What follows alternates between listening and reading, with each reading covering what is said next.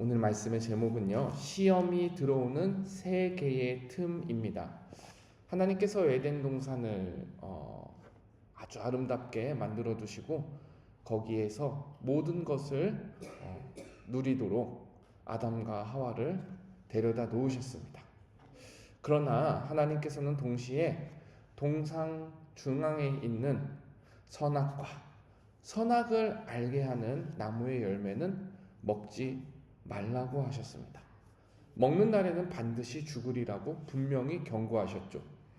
그러나 오늘 본문에 보니까 사탄은 전혀 다른 말을 합니다. 3장 4절에 뱀이 여자에게 이르되 너희가 결코 죽지 아니하리라. 하나님의 말씀과 정반대이죠. 하나님의 말씀은 반드시 죽으리라고 했는데 사탄은 결코 죽지 아니하리라라고 말합니다. 이렇게나 정반대의 이야기, 이렇게나 분명하게 틀린 말을 하는데도 아담과 하와는 사탄의 간교함에 순간 넘어가 버립니다.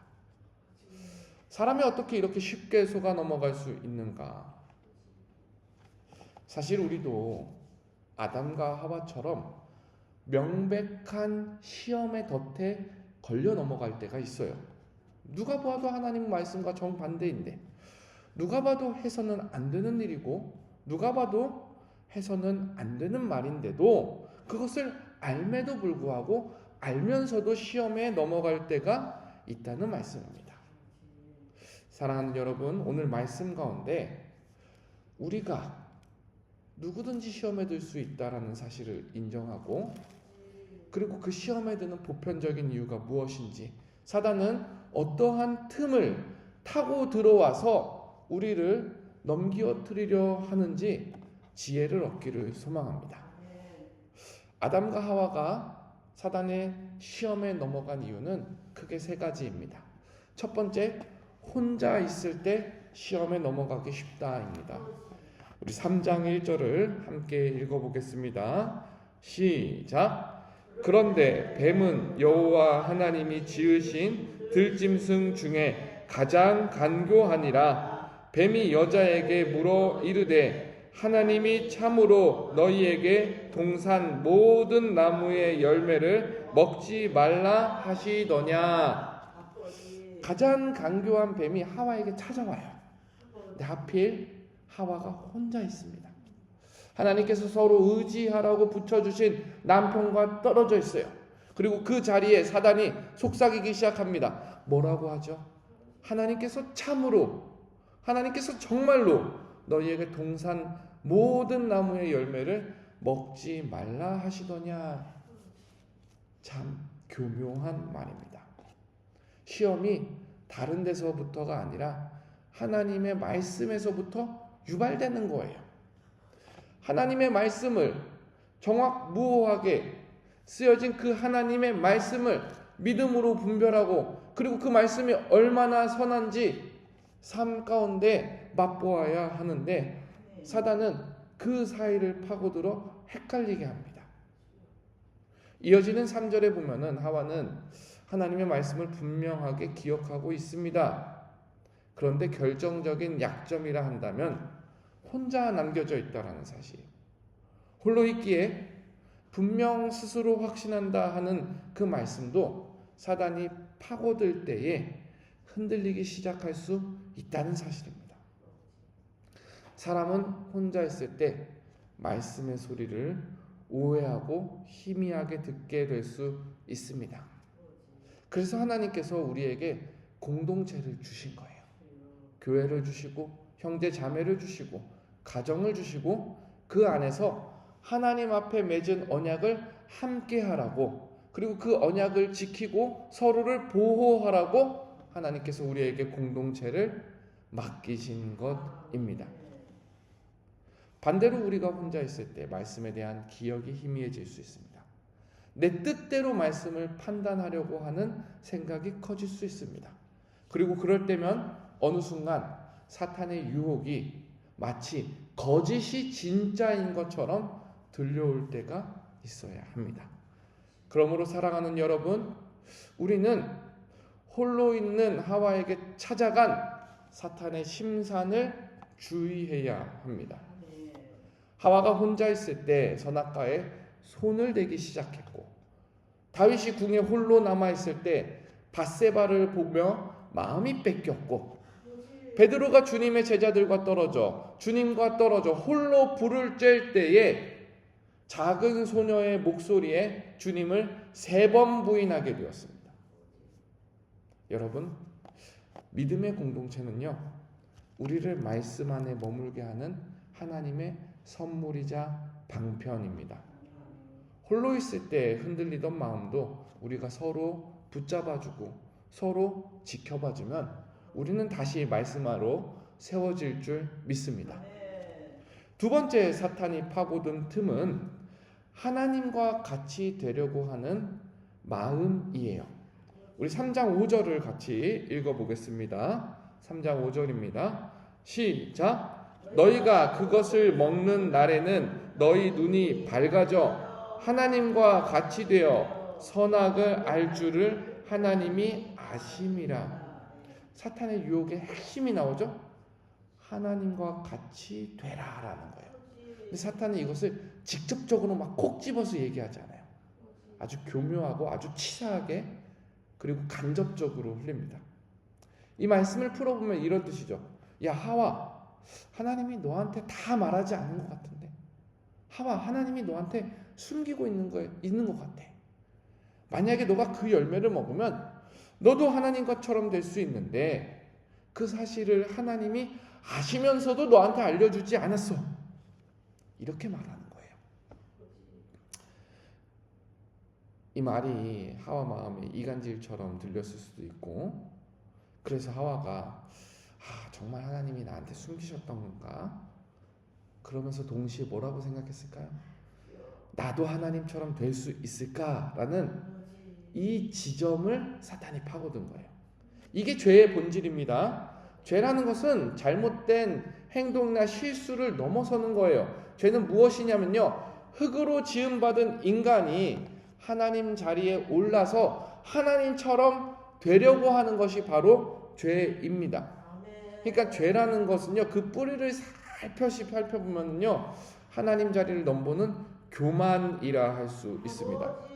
내가 선악의 귀준이 되려고 하는 마음, 내가 주인이 되려고 하는 마음, 내가 내 주권을 가지고 살려고 하는 그 주권을 움켜쥐려고 하는 마음이 바로 죄입니다.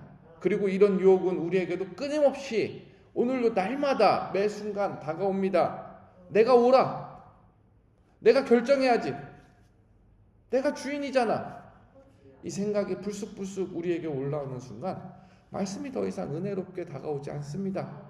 순종은 부담이 됩니다. 하나님의 뜻은 내 생각보다 작아 보이기 시작합니다. 그때가 바로 우리 영혼 가장 깊숙한 곳에 죄가 움츠리고 있다가 일어나는 순간인 줄 우리는 깨달아야 합니다. 그래서 우리가 날마다 무릎을 꿇지 않습니까? 새벽에 기도의 자리에 나오는 것이, 먼저는 주님의 말씀을 함께 묵상하고 그 말씀 앞에 엎드리고 기도하면서 겸손하게 나를 하나님 앞에 낮추는 연습, 낮추는 훈련을 매일 하는 것입니다. 여러분, 겸손은 참 아름다운 것이에요.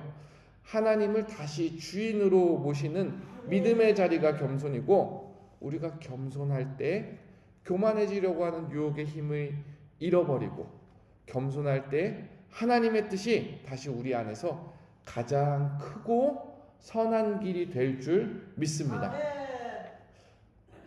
마지막으로 사단이 파고든 틈은요, 우리의 시선을 묶어둔다라는 사실이에요.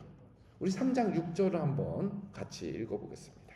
3장 6절입니다. 시작. 여자가 그 나무를 본즉 먹음직도 하고 보암직도 하고 지혜롭게 할 만큼 탐스럽기도 한 나무인지라. 여자가 그 열매를 따먹고 자기와 함께 있는 남편에게도 주매 그도 먹은지라.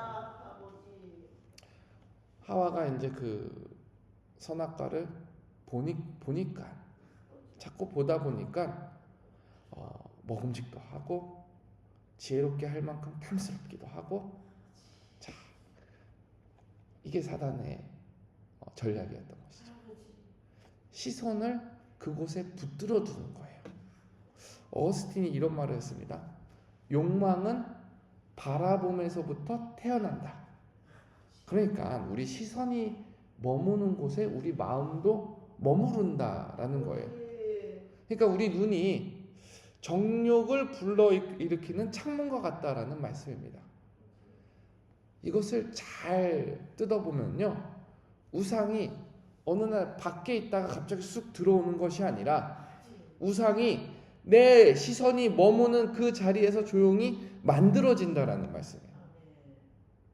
하와가 처음부터 욕망이 컸던 것이 아니라 시선이 그 열매 앞에 있을 때, 야, 이 열매 정말 따먹고 싶은데 라는 마음속의 욕망과 우상이 자라나기 시작했다라는 거예요. 사탄이 결코 새로운 것을 주는 것이 아닙니다. 사탄은 우리의 시선을 붙잡아 둡니다. 그리고 그 시선이 잘못된 곳에 머무를 때에 넘어지게 될 수 있는 거예요. 여러분, 이것을 항상 기억하시기 바랍니다. 시선이 머무는 곳에 우리 마음이 끌려가고, 마음이 끌려가면 우리 행동은 자연스럽게 따라갑니다.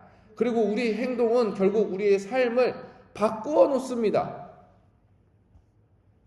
지금 우리 시선이 어디에 머무르고 있습니까? 그 시선이 우리를 하나님께 더 가까이 이끌고 가고 있습니까? 아니면 하나님께로부터 멀어지게 하고 있습니까? 우리는 날마다 우리가 무엇을 바라보고 있는지 스스로를 말씀 가운데, 기도 가운데 비추어 보고 점검해야 될 줄 믿습니다.